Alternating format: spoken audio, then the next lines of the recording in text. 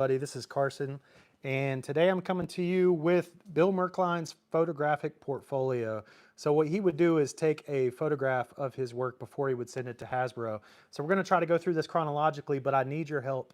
I need your help identifying some of the stuff that's going to come later in this portfolio. Obviously, I know the G.I. Joe stuff pretty well, so I don't think there's going to be any mysteries there. But this will be great to give credit where credit's due, show the vast amount of sculpture work that Bill Merklein did for Hasbro during the G.I. Joe Real American Hero era, and also to show some of the other toy lines that he worked on. So this is the first year that he worked on the brand, working on it in 1983. He produced several figures for 1984, to include Recondo, which we knew about. This is Cutter, the pilot for the killer whale. And as you can see, he's got a little peg leg there, and that's not because he's in the Navy. It's because they would just do a reversal of this other leg right here. So he would only sculpt one of those, and then they would duplicate it to make the second leg. So that's Cutter's sculpt, and we got 3 photos of that. And this photo is kind of blown out, so it's not really the lighting here. That photo is actually just pretty blown out. So Cutter had his peg leg. Now this was exciting to me. I don't believe I knew before getting this most recent stack of photos from Bill that he had created this one. So this is very cool. This is 1982 Junkyard. You can even see like the little wrinkles in the mouth. Great details when you see these sculpt photos. And unfortunately, this photo is a little blown out as well, but you can tell that's Mutt's ugly mug right there. And you got the chest, front and back, and the legs. He also did the helmet and the mask, the muzzle. So that's the entirety of Mutt plus the helmet and the mask. And of course, Junkyard as well. So very cool to be able to give Bill Merklein credit for sculpting Mutt and Junkyard. That's a fan favorite. All right, now we get to Wild Weasel. We already knew about Wild Weasel as well. It's interesting to see on this one that the buck was actually silver though. There's some different color bucks that they used over the years. Engineers were using different materials. The Wild Weasel details are just absolutely incredible. Can't get too close to this camera. But yeah, the amount of detail in that sculpt is just phenomenal. This is another one that I did not know about. So this is obviously Alpine. You can see he's got that kind of silver, either primer or buck underneath. He's also got the one kind of dummy leg in the gray, and then the one leg with the puffy pants tucked into the boot. So they just duplicated that boot to create the other leg, and there he is from behind. Hey, what's up, Michael Mercy? Thanks for joining me, man.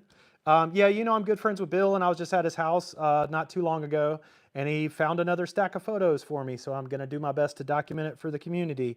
This will be scanned, and these will go on the 3D Joe's creator profile for Mr. Merklein, which we've already documented a tremendous amount of his work. So I just recommend you guys go to 3D Joe's, go to the pre-production tab, go under creator profiles, and then look at Bill Merklein if you want to see more of his sculpture work.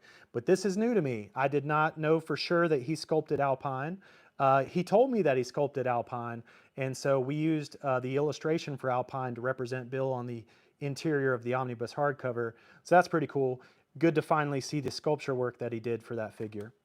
Of course, there's fan favorite Flint. And so again, if he has a gray plain leg like that, it means that they took this leg and duplicated it for the other leg, so they're matching legs. So Bill Merklein sculpted Flint. And again, it's just amazing to see the level of details in these sculpts. These were sculpted at 2 up, which means twice the size.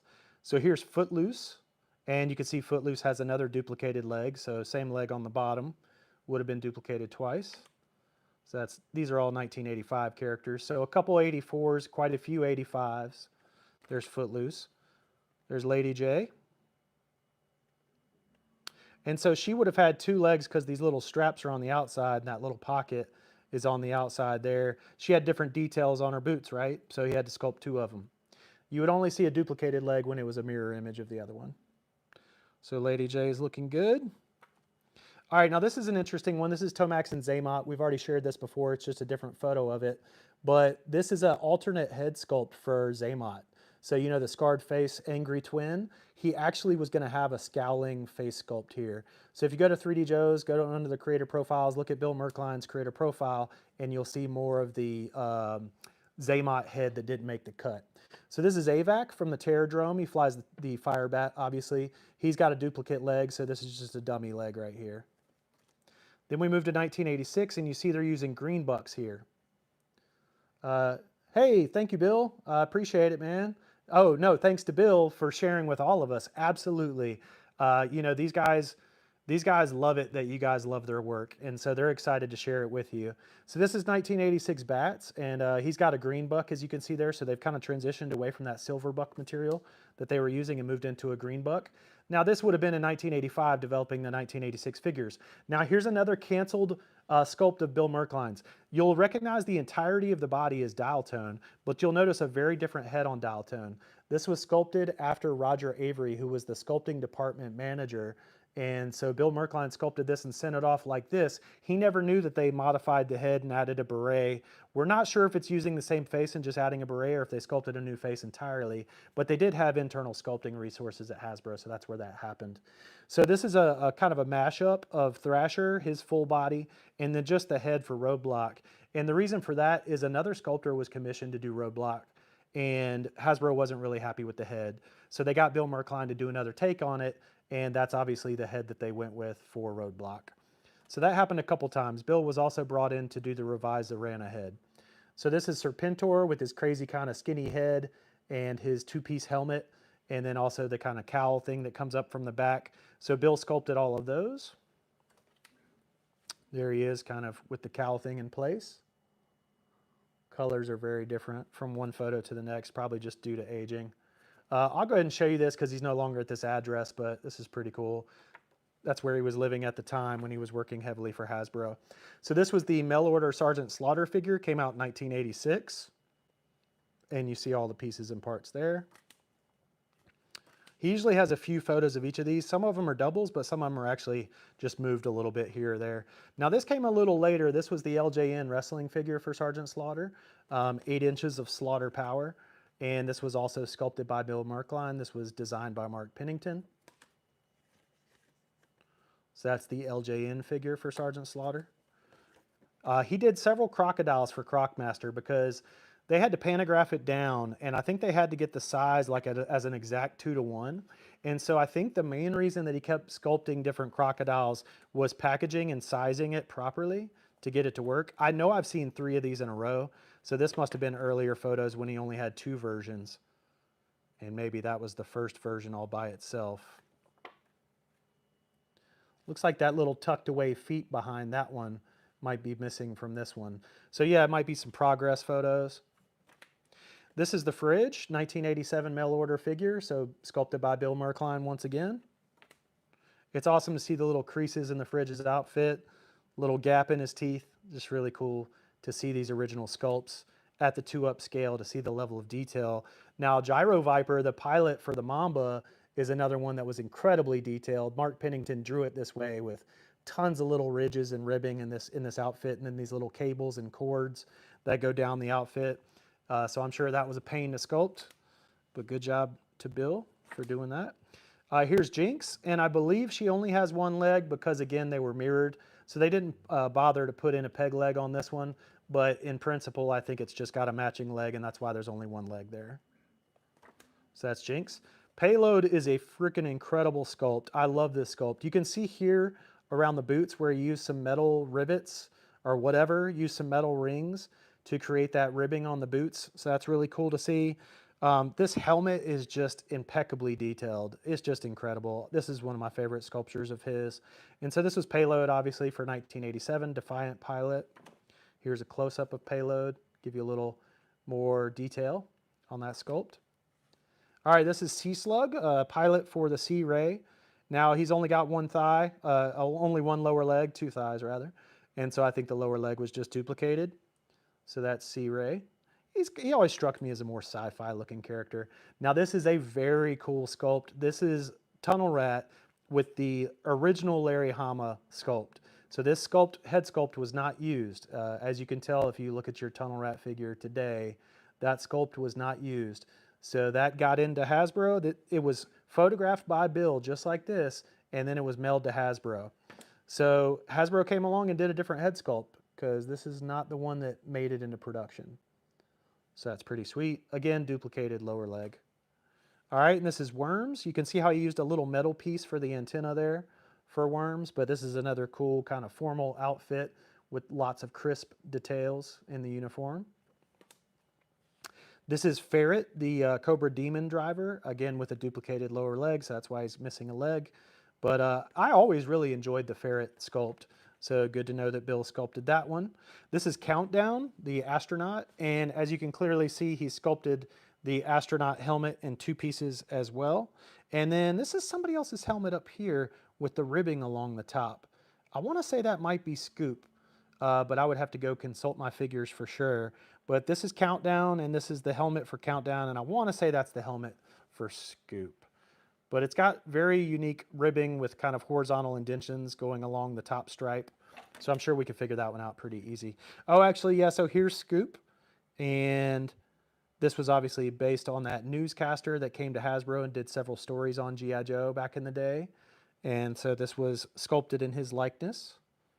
And yeah, this is when Bill started using multiple colors of the plumber seal epoxy. And you really get a feel for all the gadgetry here on his arm. It's pretty interesting to see. I look forward to looking at it, you know, scanned in and zoomed in, you know, with the camera on the chest, the binoculars on the chest, this little kind of computer gadget down here on his arm. You really get a sense for all the kind of communications gear they had him wearing. So Bill also sculpted the helmet for this one. There's another shot of it. I think that's Scoop's helmet from the previous photo, just shown like assembled, but I could be wrong on that. Then we got Night Creeper, the Cobra Ninja. And Bill obviously did the backpack for that one as well. Now, this looks like his backpack, but what does that look like over there? It's kind of got a crisscross X on it, maybe some rubber bands, but it looks like he sculpted something else, and I'm not sure what that is. So we'll have to have a look at that. Or is this Sub-Zero's backpack, and then this is part of Night Creeper's backpack? I'll have to have a look. But this is Night Creeper. And you guys drop in the comments any insight that you can share with me. Here's a close-up for Night Creeper. And again, the two backpacks, I think this is Sub-Zero's and I think that might be Night Creeper's.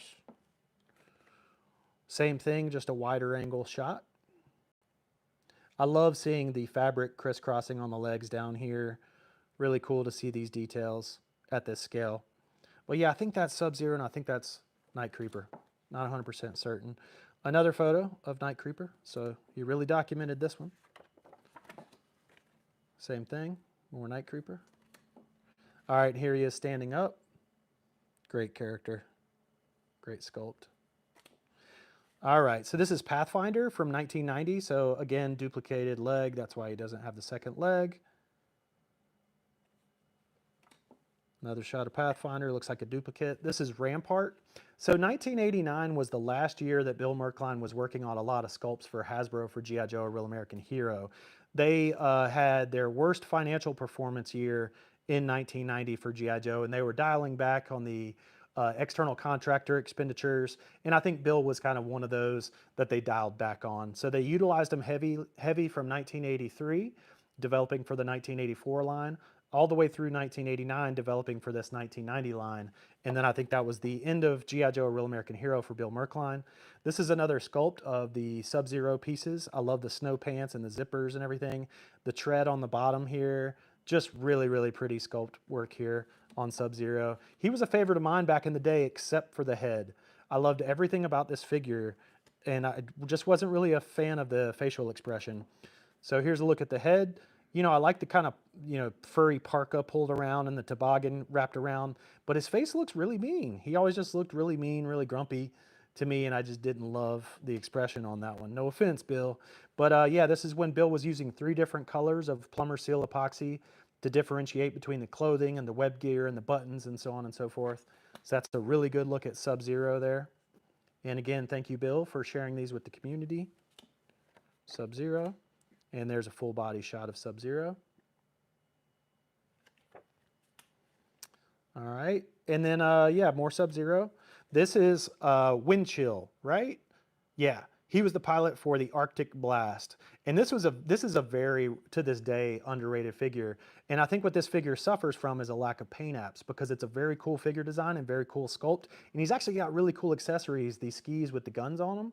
But I think he suffers from, they painted him like a ginger or a blonde, so he's got white skin and like light colored hair, light colored eyebrows and mustache, and not very many paint apps on him. So I think this figure actually looks better in the 2-up when you could make out the different sculpt pieces here. So very cool figure, 1990 Wind Chill. Came with the Arctic Blast. And I will say that's the last of the G.I. Joe for Bill Merklein. Now, there are a few others in here I'm going to show you, and this is the part of the video where I ask for your help because I do not have a level of expertise beyond G.I. Joe needed to be able to identify each of these guys right off, right? So I'm going to show you several photos here, and I would love your input on these. Now, this is a buck that's similar to G.I. Joe, but also similar to Cops and a couple other figure lines. So I think this is maybe Cops, but I don't know. This hat is comes in a second piece, and this little line comes down, so you'll see a few photos of this guy. Now, he looks similar to Pathfinder, but it's definitely not Pathfinder. So I'm curious if any of you guys recognize that sculpt with kind of the pointy chiseled features. He's got the line coming down on both sides of the head, past the ear, down to the jaw, so I'm not sure what that's supposed to represent, but he's got kind of a boonie hat. And here you see, you know, a similar sculpt, but that's a different face. But look how they have that line coming down the side. This guy's got that same line coming down the side. So what's going on there, I wonder? I'm not sure what toy line this is. You guys, again, weigh in the comments, try to help me figure out who this stuff is so I can properly credit Bill for working on these things. But this looks like that same grumpy guy from a couple different angles. Same guy. Now here's a different guy, but similar buck, right? And I'm not sure who this guy is. Very nice shallow depth of field on these photos, though. And again, I'll get all of these scanned in, and I'll add them to the 3D Joe's creator profile for Bill Merklein.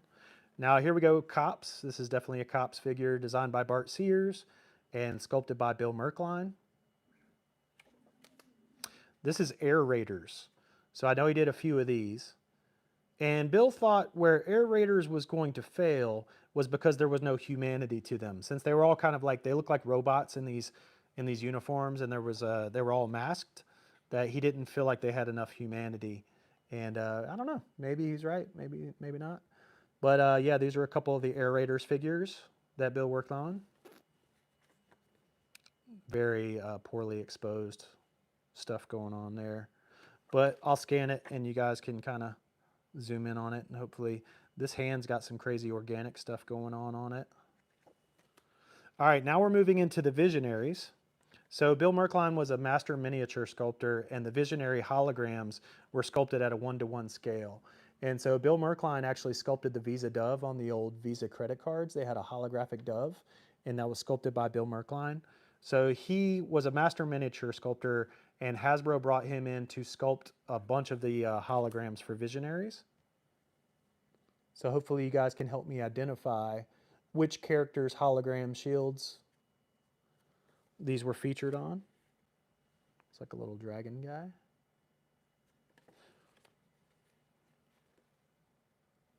Kind of looks like a bull with a couple skulls on his chest and then a chain crisscrossing.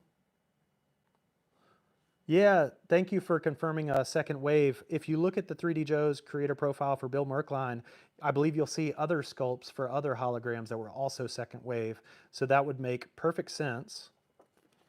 But yeah, let me know if any of these were released and came with figures that, that hit retail. Again, I just want to attach the right property or the right product name to each one of these. That's kind of like a fish guy with some mechanical stuff. I know I've seen this face before.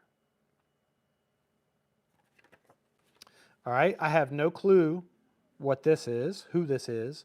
He's got a translucent part at the top, and it looks like a grid kind of shaped brain. A very techno-organic looking figure. Very curious to see what line this is. Obviously, it's got the T-crotch articulation. Looks like 5 POA, maybe a neck, shoulder, shoulder, hip, hip. And here he is from the back. I don't know if there was like a rocket launcher or something going back here. It definitely looks like a cylindrical shape going down the backside. And then, you know, if I look at it in that realm, this might have been a projectile that came out of the back, potentially. So if any of you know who this character is, please let me know. Here's another shot of him.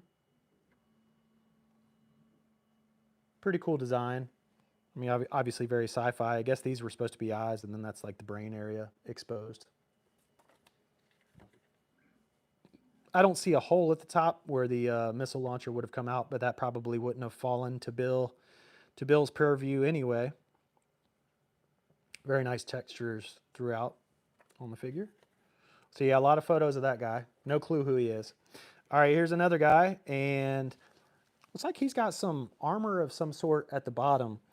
I'm not sure where that would attach to kind of reinforce him. But again, 5 POA is what it looks like to me. Looks like he's got some metal stuff in his arm right there, and this chest piece seems to be hollowed out. There's another look at the chest piece hollowed out, a little better angle. T-crotch articulation at the hips and at the shoulders. Very broad, very muscular kind of guy. All right, here's another. I believe this is one of the Toy Biz X-Men figures. I mean, to me, it looks like kind of a Havoc or something. But there is something going on in his hand here, so maybe that'll give us some indication as to which figure this is. He's got metal pins in the knees. Again, T-crotch articulation, but this one actually has knee articulation because you can see the metal pins and you can see the slits across. So I would say this is hip, hip, knee, knee, shoulder, shoulder, and neck, obviously. That might be it for the articulation on this one. But to me, that looks like X-Men. So you guys let me know, please. There's Thor. Obviously, that looks like Thor to me. Pretty damn sure that's Thor. There's Thor's hammer. Here's a sea creature of some sort with a webbed hand.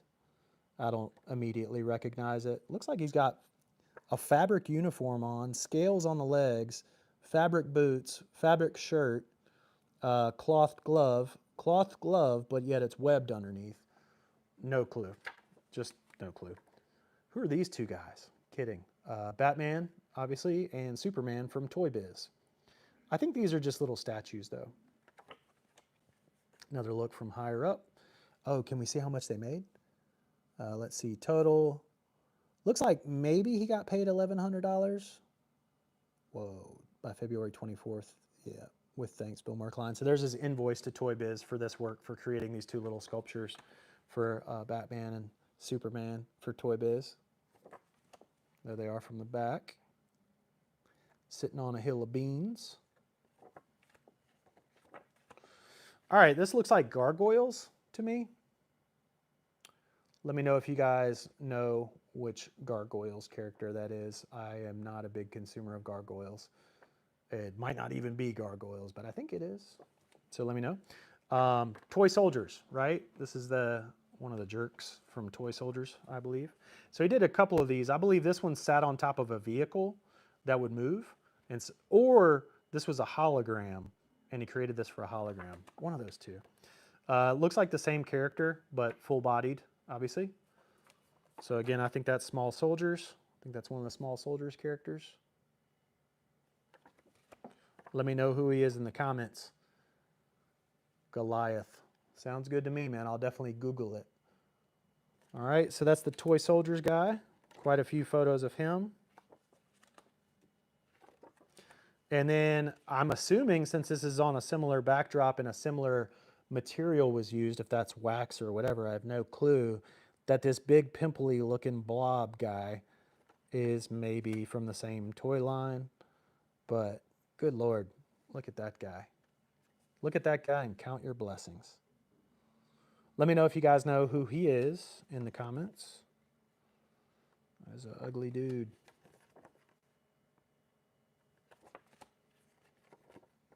Flexing. All right. And then I believe these are Robotech figures, right? But if you could tell me their names, that'd be super helpful. I don't think that these made it to market, but these are very articulate figures. Looks like they've at least got knees. They've got ball hip joints. I mean, it's very similar to G.I. Joe, a Real American Hero. It looks to me like they've got swivel arm articulation there and there. So yeah, this looks like G.I. Joe level articulation. Probably swivel neck. It doesn't look like the necks are on a ball joint, so it looks like those heads would just swivel. Well, yeah, it looked like they were developing some highly articulate, I believe that's Robotech figures. This is Mr. T and his dog. What's Mr. T's dog's name? Looks like this might have been the same series that Batman and Superman were sculpted for, because they're sitting on the same pile of rocks or coffee beans or whatever you want to call it. But that's Mr. P and his pup, Mr. T and his pup. And what's that, Greedo from Star Wars? It's got some photo reference in the background, it looks like, and then his little sculpture. And I believe he said that this was for the 12-inch line of Star Wars figures. And we do not know who this head belongs to. I think there was a few heads that were sculpted like this. If you guys recognize that face, please let me know. This is a pretty cool sculpture. It's got a lot of like really exaggerated foreshortening in it. Looks to me like a face that, you know, looks like something out of the Max or something, Sam Keith. Very, very exaggerated foreshortening with that hand coming in the foreground, the leg going all the way back, this arm being pulled back. Looks like he's got like a rope or a whip in it, but then there's another kind of rope whip looking thing back here, so I'm not sure what that's attached to. It doesn't look like it goes up to his head or like it's hair or anything. So this one's, you know, pretty out there. Not sure who the character is. And then you got some more traditional military stuff. And so that's a riverboat with a gun turret on the front and the back. There's the gun on the back with the blast shield and an ammo can. Maybe a Modus or something like that. This figure gives you a sense of the scale of the boat that he was working on. Bill loved doing airplanes and marine stuff as well. And he obviously created a ton of military miniatures, and that's how he got discovered by Hasbro. Random dinosaur, don't know what that was used for. Random spacecraft, not sure what that was used for either. And this looks military to me. Probably, I think these are NASA figures, but I could be wrong there. And again, I think that's another NASA pilot. Then you get just a few cartoony things. A little bobblehead looking guy. Not sure who he's supposed to be. A little kitty cat. Santa Claus in an airplane with some presents. Santa Claus on the pooper? I have no idea. What is Santa Claus doing? What is he doing? Little kid sledding, pretty cute. And this is cool. This is Bill Merklein and Mike Good. So these are the two guys that are working with me on Operation Recall. So it was very nice to find a photo of these two. And yeah, these are my boys, man. These are the guys that are bringing Operation Recall to life. So thank you, Bill, very, very much for sharing your portfolio with all of us and for continuing to share your talents with us through Operation Recall. And thank you to Mike Good as well. Bill invited Mike Good to, or recommended Mike Good to Hasbro, and Mike Good came in and worked on G.I. Joe as well. And so Bill and Mike are good friends going back many decades, and they've worked together for many decades. So this is also something else that Bill Merklein worked on. It's called Merklein's Equines. And he basically did his own toy line of horses, his own sculpture kits, and created all these different horses. So he's a master horse sculptor as well. So if you look up Merklin's Equines, you'll find those online. And I just cannot imagine the complexity of sculpting a horse. So thank you, Bill, for sharing with us. I did get a question about what date was on the Star Wars photo. So yeah, I'll look at that. This Bill Merklein and Mike Good is from 2000, according to the print. And let me see if these other ones have dates on them. Yeah, I don't know if I'm going to be able to decipher that. Number one, the numbers are pretty faded. And number two, they don't appear to be a date. So, and I'll flip through kind of quickly.